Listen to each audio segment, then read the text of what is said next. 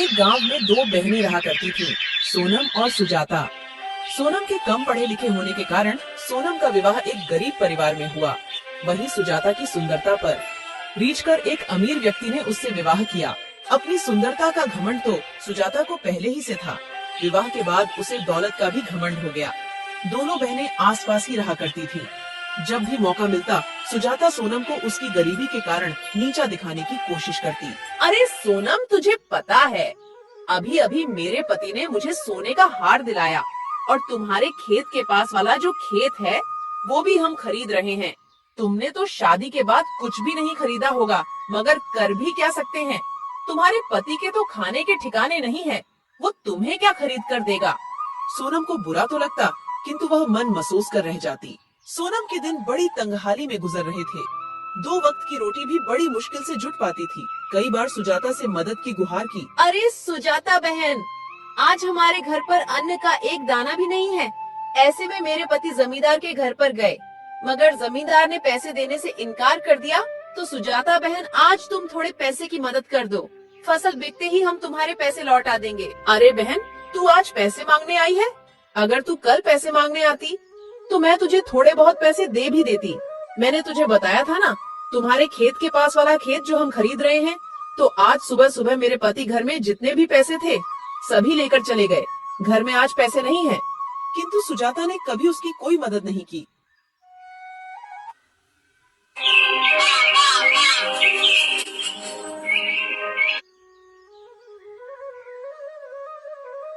एक दिन सोनम ने सोचा, सुजाता ने भी पैसे देने से इनकार कर दिया। अब मैं क्या करूं? एक काम करती हूँ, मैं मेरे बड़े भैया के घर जाकर उनसे पैसे मांगती हूँ। वो मुझे पैसे देने से मना नहीं करेंगे।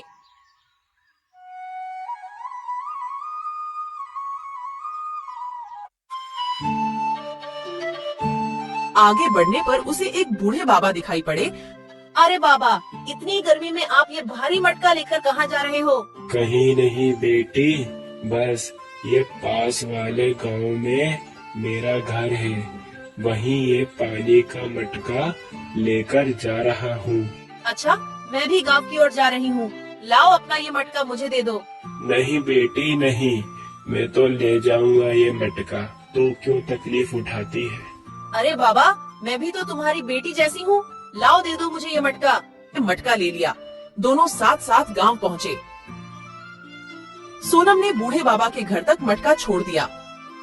ठीक है बाबा, अब मैं चलती हूँ, और अपने भाई के घर पहुँच गई।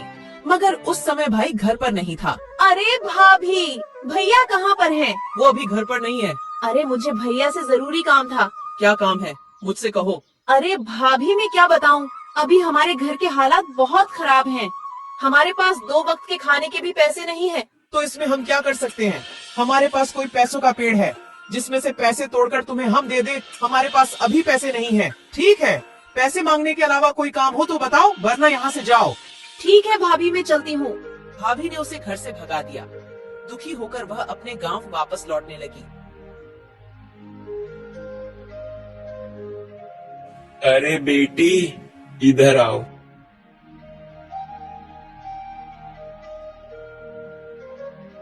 अरे बेटी, तू इस गांव में किसके घर आई थी?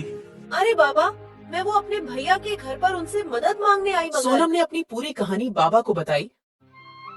बेटी ले, तू इन तीनों घड़ों में से एक घड़ा ले ले। क्यों बाबा?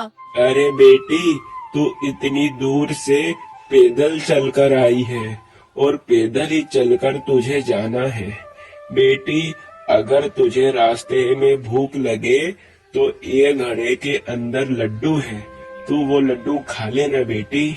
नहीं बाबा, मुझे नहीं चाहिए। आपने मुझसे पूछा, वो ही बहुत है। अरे बेटी, ले लो, तू भी तो मेरी बेटी जैसी है। फिर बाबा के बार बार कहने से सोनम वो घड़ा बाबा से ले लेती है। बाबा, अब मैं चलती हूँ, वरना मुझे घर पहुँचते पहुँचते शाम हो जाएगी। और फिर अपने घर की ओर जाने लगती है।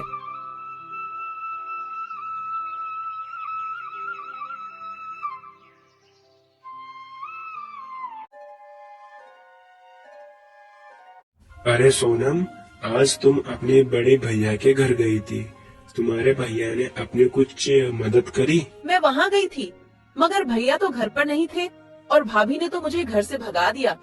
अच्छा, इसका मतलब आज भी अपन दोनों को भूखा रहना पड़ेगा। नहीं, आज हमें भूखा नहीं रहना पड़ेगा। मतलब पैसे मिले क्या? अरे नहीं, मैं जब भैया के घर से वापस लौट रही थी तब मुझे रास्ते में बाबा मिले और वो बाबा ने मुझे एक लड्डू से भरा घड़ा दिया कि रास्ते में भूख लगे तो खा लेना, मगर मैंने वो लड्डू नहीं खाए। क्या? ये तो बहुत अच्छी बात है। जाओ फटाफट से तुम वो लड्डू ले आओ, अपन दोनों खाएंगे। आज मैंने सुबह से कुछ नहीं खाया। रुको, मैं अभी लेकर आती हूँ। और जैसे ही सोनम घड़े को खोलकर देखती है तो वो चौंक जाती है। अरे बाप रे, सोने की मोहरे, वो भी इतनी सारी। अरे क्या हुआ?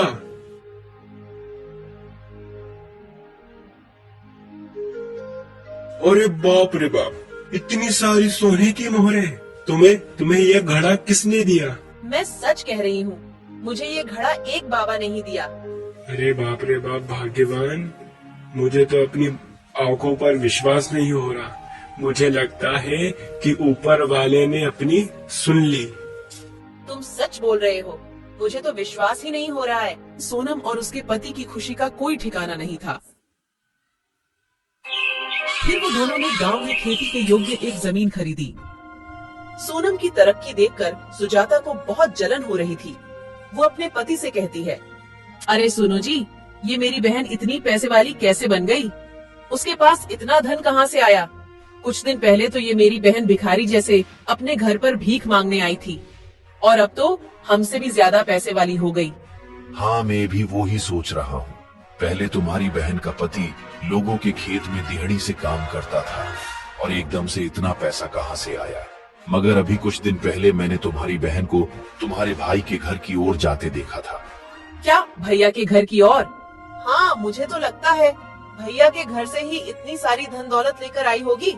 मगर तुम्हारा भाई कैसा है, जो सारा धन तुम्हारी छोटी बहन को ही दे दिया? उसकी बहन तुम भी तो हो ना। भाई के लिए तो दोनों बहन सामान्य हैं, तो फिर दोनों बहनों को बराबर का हिस्सा देना चाहिए। तुम बिल्कुल ठीक बोल रहे हो। भैया की संपत्ति पर जितना उसका अधिकार, उतना ही मेरा अधिकार है। अपन कल सुबह ही मेरे भाई के घर चलेंगे।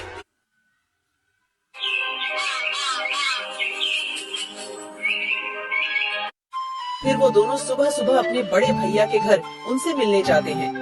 उन्हें भी रास्ते पर वही बाबा दिखाई पड़ते हैं। अरे बेटी, तुम जरा ये मटके को उठाकर मेरे कंधे पर रख दोगी क्या बेटी? क्या तुम अपना काम खुद नहीं कर सकते हो क्या? मैं बूढ़ा हो गया हूँ बेटी, मुझसे ज्यादा वजन नहीं उठता, तो कृपया करके बेटी बस तुम ये मटके को मेरे कंधे पर रख दो बेटी। बेटी रख दो। तो क्या हमसे पूछकर बुढ़ा हुआ था? खुद ही तो बुढ़ा हुआ है। अरे भाग्यवान, तुम भी कहाँ इस बुढ़े की बातों में आ रही हो? जल्दी जल्दी चलो, हम घर पहुँचने ही वाले हैं। मगर सुजाता ने उन बाबा की कोई मदद नहीं की। वह उसके भाई के घर पहुंच जाती है। अरे भैया, भाभी, अभी कुछ दिन पहले छोटी बहन सोनम यहाँ पर आई थी क्या? हाँ सुजाता, थोड़े दिन पहले सोनम आई थी, मगर मैं उससे नहीं मिला। जब वो घर आई थी मैं बाहर शहर था, उससे केवल तुम्हारी भाभी ही मिली। भाभी, तुमने उसे कुछ दिया था क्या? नहीं, मैंने तो उसे कुछ भी नहीं दिया। हमारे पास कुछ होगा तो ही तो उसे देंगे। अच्छा, इसका मतलब आपने उसे कुछ नहीं दिया। ठीक है भैया, हम चलते हैं। अरे अभी तो तुम दोनों आए हो और इतनी जल्दी जा भी रहे हो, खाना तो खाकर जाओ। नहीं, हम यहाँ से निकल रहे थे तो हमने सोचा कि भैया से मिलते हैं। ठीक है, हम चलते हैं। अरे भैया ने तो उसको कुछ भी नहीं दिया, तो फिर उसे इतना सारा धन माया फिर कहाँ से मिला? मैं भी वही सोच रहा हूँ। इतनी धूप में चलने के बाद मुझे बहुत जोर की प्यास लग रही है। तुम्हें भैया के घर पर प्यास नहीं लगी क्या? तुम जाकर कहीं से जल्दी से पानी लेकर आओ, मुझे चक्कर जैसा लग रहा है। अरे जब मुझे प्यास नहीं लग रही थी, अब मुझे बहुत जोर से प्यास लग रही है। उन्हें एक झोपड़ी दिखती है। वह झोपड़ी उन्हीं बाबा की थी। क्या हुआ बेटा, मेरे घर की तरफ कैसे आना हुआ? बाबा, एक लोटा पानी मिल सकता है क्या? क्यों नहीं बेटी, आओ आओ मेरे घर के अंदर आओ। बाबा, हमने तो तुम्हारी मदद करने से इनकार कर दिया था, तो भी तुमने हमें पानी दिया है। तो क्या हुआ बेटी, वो तुम्हारा कर्म था, ये मेरा कर्म है। और बेटी, तुम दोनों को मैंने इस गांव में पहली बार देखा। तुम दोनों इस गांव में किसके घर आए हो? अरे बाबा, इस गांव में मेरे बड़े भैया रहते हैं, उनसे मिलने हम इस गांव में आए हैं। अच्छा बेटी, तुम वो हरिया की बहन हो ना? बेटी, तुम्हारी एक और भी बहन है ना, जो थोड़े दिन पहले तुम्हारे भाई से मिलने आई थी? बाबा, वहाँ थोड़े दिन पहले भैया से मिलने आई थी, मगर बाबा तुम्हें कैसे पता?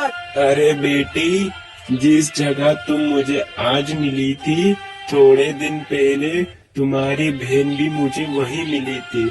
उस बेचारी बच्ची ने मेरा मटका मुझसे लेकर मेरे झोपड़ी तक छोड़ा मुझे। मगर बाबा, तुम्हें पता है, जब से मेरी बहन भैया के घर से होकर आई है, जब से उसके पास में खूब धन दौलत हो गई है। बताता हूँ बेटी, बताता हूँ। उस बच्ची के पास जितनी भी धन दौलत आई है, वो उसके अच्छे कर्म और अच्छी नियत के कारण उसे प्राप्त हुई है। बाबा, मुझे तुम्हारी बात कुछ समझ नहीं आ रही, और मेरी बहन के ऐसे क्या अच्छे कर्म हैं जो उसे इतना धन मिल गया? कर्म और नियत अच्छी होने से ही धनवान कैसे हो सकते हैं? बाबा, तुम कैसी बात कर रहे हो? बताता हूँ बेटी, बताता हूँ, सब बताता हूँ बेटी। यहाँ पर जितने भी ये घड़े रखे हैं, ये कोई साधारण घड़े नहीं है। ये घड़े मनुष्य के कर्मों और मनुष्य की अच्छी नियत के परिणाम देने वाले घड़े हैं। क्या इंसान के कर्मों का घड़ा ये कैसा खड़ा है? बाबा, मैं तुम्हारी बात अच्छे से समझ गई। यह कर्मों के घड़े हैं। अपना जैसा कर्म होगा, इस घड़े में से अपने कर्मों के अनुसार फल मिलेगा। ठीक कहा बेटी, बिल्कुल ठीक कहा। बाबा, आपको विपत्ति ना हो तो एक घड़ा क्या हमें आप दे सकते हैं? हम भी हमारा कर्म अजमा कर देखते हैं।